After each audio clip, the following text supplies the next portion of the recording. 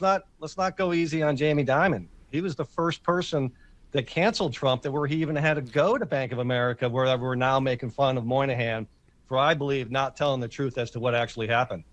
Yeah, it was kind of a non-denial denial. The host on CNBC told him what Trump said, and he goes, "Well, things have happened." AML, BSA, KYC, start throwing off letters. It'd be like if someone sees me and they say, "Hey, I saw you with another man's woman last night," and instead of me saying, "No, you didn't, never happened," I said, "Well, there's a lot of reasons I could have been with another man's woman." And so clearly, he's not respectfully telling America the truth about this issue. It was his decision to cancel President Trump, or not bank him. Now, Mike, you've thrown down the gauntlet, a $100,000 gauntlet. Talk to us about that. It's not coming from the bank. It's my money. And if you come on my podcast, PSL or Larry's show, and you tell us the truth about this issue, because you claim it was AML, BSA, KYC, and reputational risk. And I'm going to quickly tell you why each of those are not true.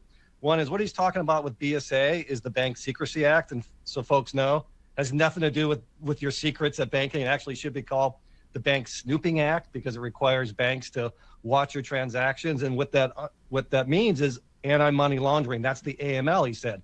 He actually said ML because he was so nervous. It should have been AML. And for him to suggest that the reason why they could not bank Donald Trump was because of money laundering is not intellectually honest. There is no way you could say that President Trump is at risk of money laundering, terrorist financing, or any of those financial crimes. Then he says KYC, which means know your customer. Like, does anyone think that they don't know who Donald Trump is and he's some imposter trying to open a bank account at Bank of America? So there's no way it was AML. There was no way it was BSA. There's no way it was KYC. And then he says reputational risk, and that's the catch-all that he could have used. And this is not real for this reason. This is part of my challenge to him.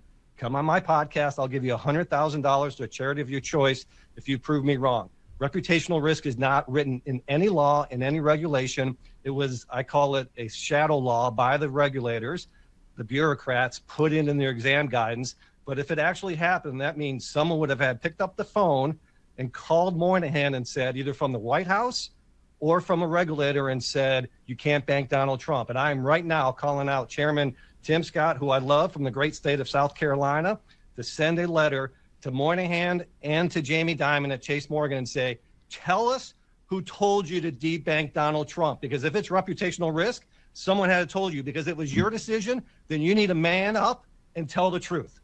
Now, remember, just a couple years ago when you and I were working hard with Secretary Carson, John Rich, to launch Old Glory Bank, first it was, there's no debanking happening, never happened. All the people were calling us crazy. And the big banks were openly denying having ever debanked someone. And now everyone's admitting there was debanking, but it's the regulators. And that's what I call BS on. Listen, no one likes to beat on the regulators more than me. And I'm not always fair in my beating on them, but it's just part of what I do. But I will tell you, and we have openly said that we banked John Eastman, his former lawyer, openly banked Simone Gold, who was canceled, openly banked Jay Sixers. Not one time has a regulator ever called you, me, or any of our board members and said, you can't bank these people.